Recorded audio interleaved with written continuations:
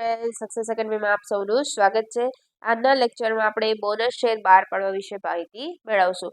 જે મૂડી ભંડોળમાં ફેરફાર હતું, જેમાં આપણે શેર મૂડીનું એકત્રીકરણ અને વિભાજન જોઈ ગયા છીએ। ત્યારબાદ છે બોનસ શેર બહાર પાડવા। ચલો તો એનો અર્થ શું છે, પહેલા અર્થ જોઈ લઈએ। તો કે બોનસ શેર એટલે કંપનીના ભેગા થયેલા નફામાંથી શેર હોલ્ડરોને પ્રમાણસર આપવામાં આવેલા એવા શેર જે માટે શેર હોલ્ડરોએ કંપની કોઈ રોકડ નાણાં ચૂકવવા પડતા નથી। કેટલીક વાર કંપની પાસે ખૂબ નફો ભેગો થયો હોય અને સારા પ્રમાણમાં અનામત ફંડ હોય તો તેવા સંજોગોમાં કંપની પોતાના શેર હોલ્ડરોને બોનસ શેર આપવામાં આવે છે। આ રીતે કંપની પોતાની અનામતનું મૂડીનું મૂડીકરણ કરે છે। ક્લિયર? અને શું કહેવામાં આવે છે બોનસ શેર? ક્યારેક ક્યારેક થિયરી દાખલાના અથવા થિયરી પણ નાખી દે છે, તો થિયરી તમે આમાંથી નોટ ડાઉન કરી લેજો, ઇઝીલી રીતે લખેલી છે। એના હેતુ આપેલા છે। જ્યારે કંપની પાસે પૂરતો નફો હોય પરંતુ ડિવિડન્ડ ચૂકવવા માટે પૂરતા પ્રમાણમાં રોકડ ન હોય ત્યારે ડિવિડન્ડ બોનસ શેરના રૂપમાં વહેંચવામાં આવે છે। ભવિષ્યની જવાબદારીઓને પહોંચી વળવા માટે કંપની પાસે પૂરતા પ્રમાણમાં નાણાં રાખી શકે છે। આથી આ સમયે અનામતનો ઉપયોગ કરીને બોનસ શેર આપવામાં આવે છે અને રોકડ સચવાય છે। ક્લિયર? અને ત્રીજું છે, જો કંપનીની અનામતો ખૂબ વધી જાય ત્યારે કંપની ટીકામાત્ર બને છે। કંપની તેની મૂડીના પ્રમાણમાં બહુ જ વધારે નફો કરે છે એવો ખ્યાલ ઉદ્ભવે અને કેટલોક ફેલાય છે। તેથી કંપની કમાવાની સાચી ક્ષમતા દર્શાવવા માટે અનામતને બોનસ શેર તરીકે વહેંચવામાં આવે છે। એના પ્રાપ્તિ સ્થાન છે, ક્યાંથી બોનસ શેર પ્રાપ્ત થાય? તો કે નફા નુકસાન ખાતામાંથી, સામાન્ય અનામતમાંથી, મૂડી પરત અનામતમાંથી અને જામીનગીરી। બીજી જગ્યાએથી પણ લઈ શકાય છે, પણ મોસ્ટ આઈપીમાં આ 4 વસ્તુ આવે છે। બહાર પાડવાની કાર્યવાહી, ડિરેક્ટરોની સભામાં નિર્ણય લેવાનો હોય છે। ડિરેક્ટરોએ લીધેલા નિર્ણયની જાણ કરવા શેર હોલ્ડરોને નોટિસ આપવામાં આવે છે। સભ્યપત્રક બંધ કરવાનું હોય છે। સભ્યોની યાદી તૈયાર કરવાની હોય છે। શેર હોલ્ડરોની સાથે કરવાના હોય છે। શેર હોલ્ડરોને મંજૂરી પત્ર મોકલવામાં આવે છે। ત્યાગ કરવાનો હક આપવામાં આવે છે। ડિલિવરી લેવા માટે નોટિસ આપવામાં આવે છે। બોનસ શેરનું પત્રક કંપની રજિસ્ટ્રાર સમક્ષ નોંધાવવું પડે છે। આ હતી એની બહાર પાડવાની કાર્યવાહી, પ્રાપ્તિ સ્થાન, હેતુઓ અને એનો અર્થ। પ્લીઝ આને નોટ ડાઉન કરી લેજો, જેથી થિયરીમાં પણ તમે ક્યાંય અટકી ન જાઓ। ત્યારબાદ એને કઈ રીતે આપવામાં આવે છે બોનસ શેર આપવાની રીત? તો કે પૂરા ભરાયેલા શેર હોય અને અંશતઃ ભરાયેલા શેર હોય, બે ટાઈપના આવે, પૂરા ભરાયેલા અને અંશતઃ ભરાયેલા। તો કે પૂરા ભરાયેલા શેર પર કંપની પોતાના ભેગા થયેલા નફો કે અનામતમાંથી પૂરા ભરાયેલા બોનસ શેર આપી શકે છે।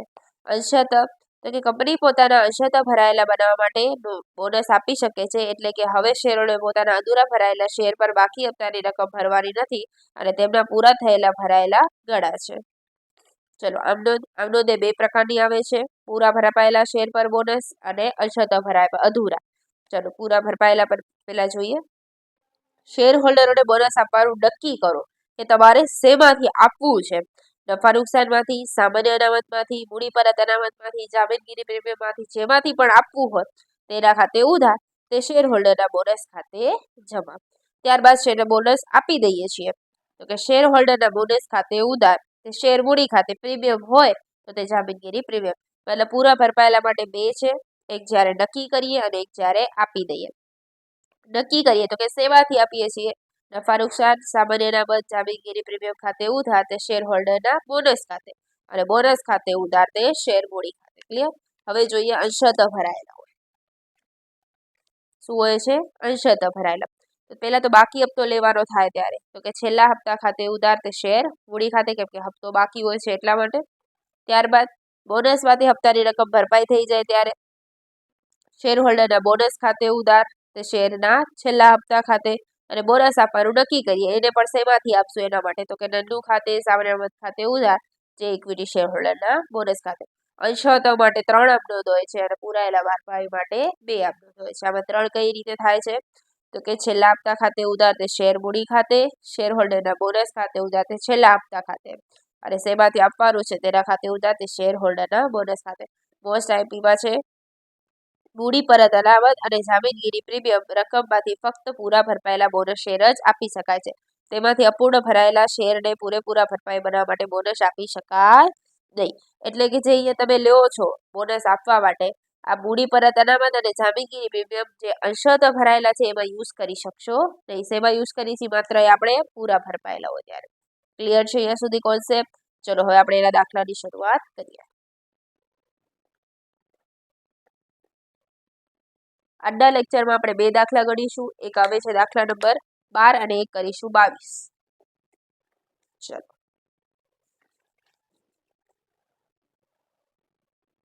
દાખલા નંબર 12 અને 22 વિશે માહિતી મેળવશું. અત્યારે કરી છે દાખલા નંબર 12, જેનું નામ છે હરિપથ લિમિટેડ કરીને.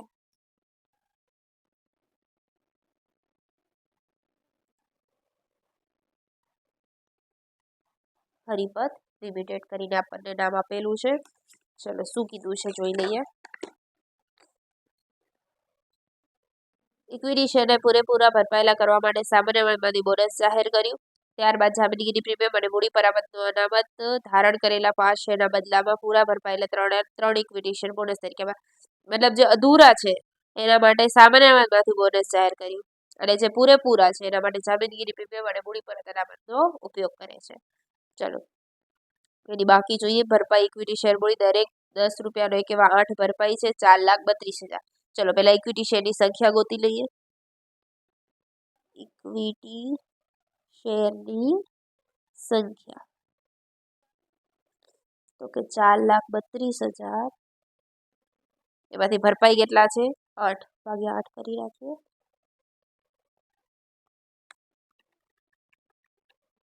એટલે કેટલા આવશે? 54,000. ચલો અધૂરા ભરપાયેલ કેટલા આવશે? અધૂરા ભરપાઈ એટલે કે બાકી હપ્તો કેટલાનો આવશે? બાકી હપ્તો તો કે 54,000 ગુણ્યા 2, કેમ કે 10 રૂપિયાનું એક છે અને 8 રૂપિયા ભરપાઈ છે એટલે 2 બાકી આપણા 1,08,000. તો બોનસ કેટલું આપવામાં આવશે? 1,08,000 રૂપિયા. ચલો આનો ઉપયોગ ક્યાંથી કરવાનો છે તમને શું કીધું છે? આના ઉપયોગ માટે અધૂરા ભરપાયેલા માટે સામાન્ય અનામત.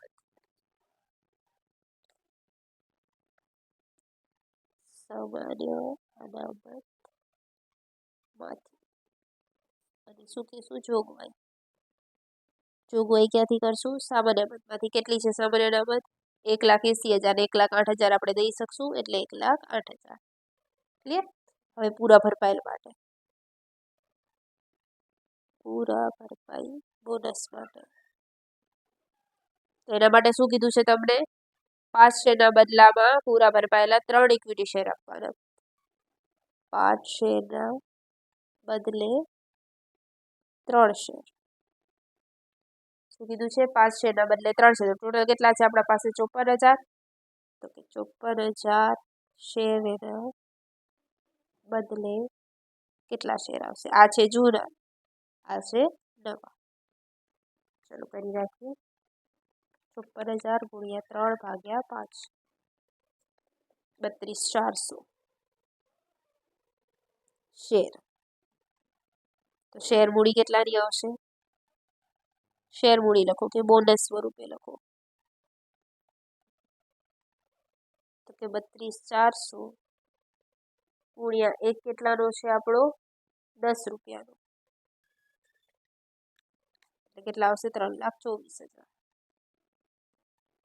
ક્લિયર? ચલો બીજી કઈ વસ્તુ આપણને આપેલી નથી. ચલો હવે આપણે આની નોંધ કરી નાખીએ.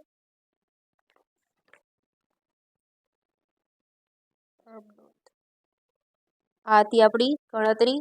પહેલા ઇક્વિટી શેરની સંખ્યા શોધી લેવાની. અધૂરા ભરપાયેલમાં બાકી હપ્તો, એની જોગવાઈ આપણને કીધું છે સામાન્ય અનામતમાંથી. આની જોગવાઈ આપણને કીધી છે જામીનગીરી પ્રીમિયમ અને મૂડી પરામત અનામત. અહીંયા સામે લખી નાખું છું. જામીનગીરી પ્રીમિયમ અને મૂડી પરત અનામત. આ બેમાંથી આપણે લેશું. ક્લિયર? ચલો પહેલા આપણે કોની કરશું? અધૂરા ભરપાઈના કરીએ કે પૂરા ભરપાઈ ગમે એની કરશું. આ તમારો આન્સર છેલ્લે સાચો જ આવશે. ચલો પેલી એમનો મેં તમને લખાવડાવી હતી, આપણે જોઈ લઈએ એક વખત. તમને જો યાદ ન હોય તો પ્લીઝ એક વખત પહેલા રિવાઇઝ કરી લો. અધૂરા માટે શું હતું? શેર પર છેલ્લા હપ્તા ખાતે ઉધાર તે ઇક્વિટી શેર મૂડી ખાતે. ચલો ઇક્વિટી છેલ્લા હપ્તા ખાતે ઉધાર તે ઇક્વિટી શેર મૂડી ખાતે.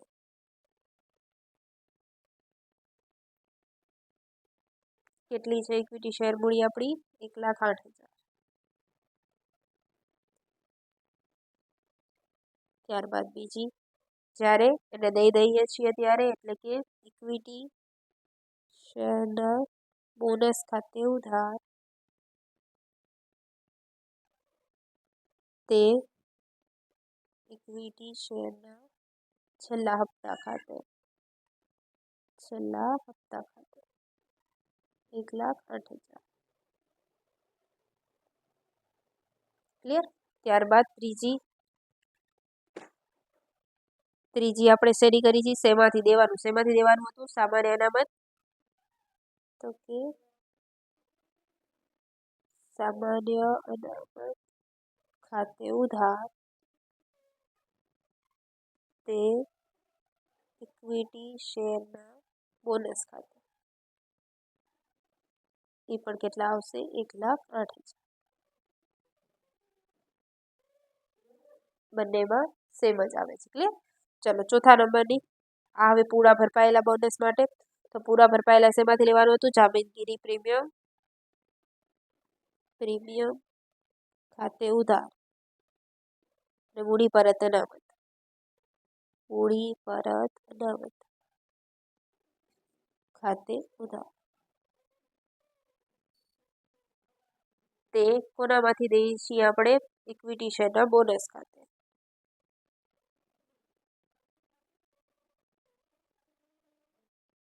કેટલા આવે છે આપણા? 3,24,000. જામીનગીરી પ્રીમિયમ કેટલું છે આપણા પાસે? નફા નુકસાન આપણે નથી લેવાનું. સામાન્ય અનામત લઈ લીધું. મૂડી પરત અનામત, જામીનગીરી પ્રીમિયમ છે આપણું 54,000 અને મૂડી પરત અનામત છે 2,70,000. ચલો કરી નાખીએ બંનેનું ટોટલ. કેટલું આવે છે? 3,24,000 આવી જાય છે. ચલો લખી નાખીએ. અને આની બીજી આવનોંધ શું હતું? ઇક્વિટી શેર હોલ્ડરના બોનસ ખાતે ઉધાર તે ઇક્વિટી શેર મૂડી ખાતે 3,24,000.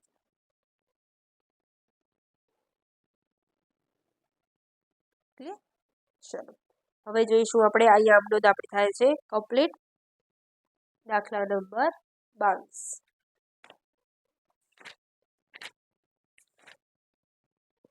એના જેવું છે એટલા માટે જ કરાવું છું કે તમને આઈડિયા રહે. ચલો શું કીધું છે?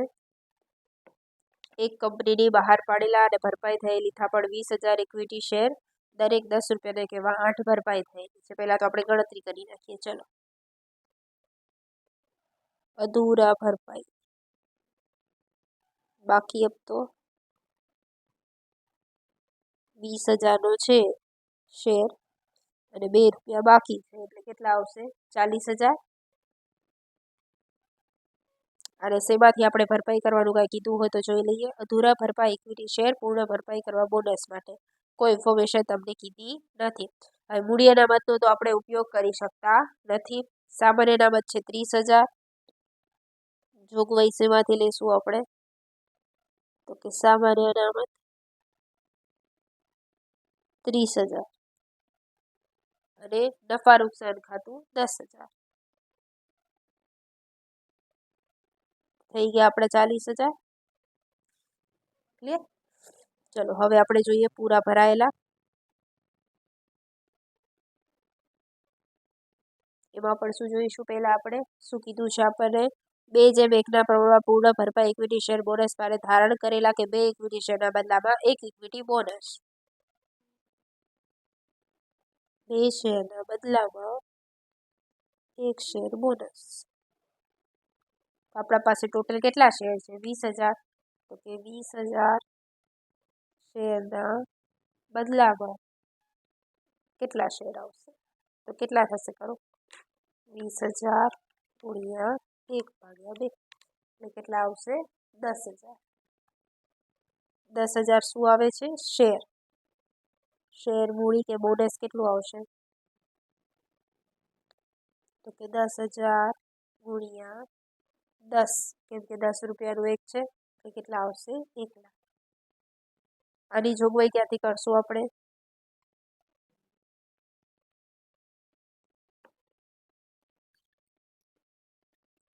ચલો એની જોગવાઈ જોઈએ તો કે મૂડી પરત અનામત 1 લાખ પૂરેપૂરું આપેલું જ છે. મૂડી પરત અનામત 1 લાખ. ક્લિયર? ચલો આમ લખી નાખીએ આની પણ.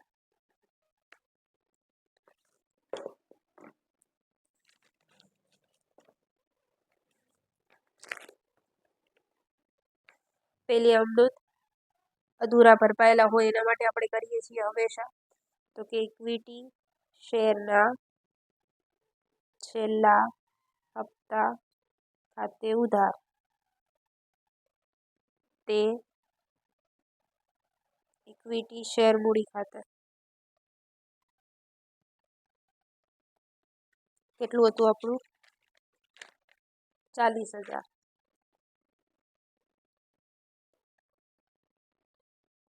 ત્યારબાદ એમાંથી જ આપણે બોનસ કરીએ છીએ. ઇક્વિટી શેરના બોનસ ખાતે ઉધાર તે ઇક્વિટી શેરના છેલ્લા હપ્તા ખાતે 40,000. ત્યારબાદ આની જોગવાઈ શેમાંથી આપણે નક્કી કરીએ છીએ દેવાનું? 2 વસ્તુ હતી, સામાન્ય અનામત અને નફા નુકસાન ખાતે. સામાન્ય અનામત ખાતે ઉધાર, નફા નુકસાન ખાતે ઉધાર અહીંયા હતા 30,000 અને નફા નુકસાનમાંથી કેટલા લીધા હતા? 10,000.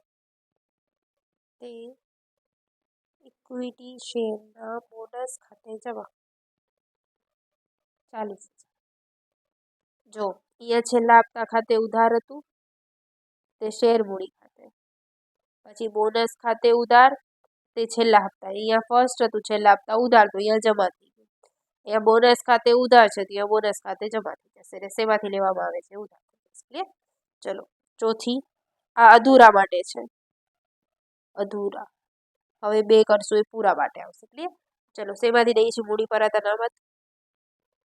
મૂડી પરત અનામત ખાતે ઉધાર તે ઇક્વિટી શેરના બોનસ ખાતે. પૂરેપૂરા દઈ દઈએ છીએ. આમાં 2 ને 5 જ અમને છે. એક દાખલામાં તમને જે પાકું સરવૈયું બનાવવાનું આવે છે એ સમજાવીશ. એ છેલ્લે આપણે જોઈશું કઈ રીતે પાકું સરવૈયું આવે છે.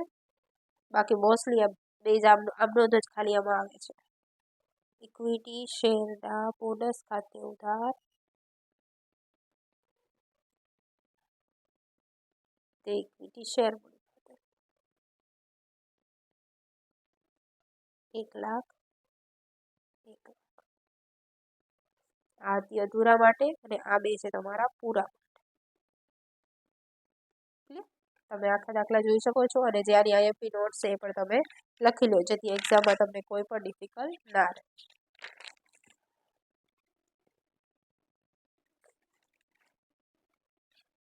મેન તો આની આમનો જ છે.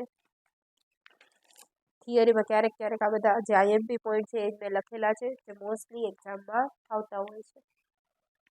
Thank you friends.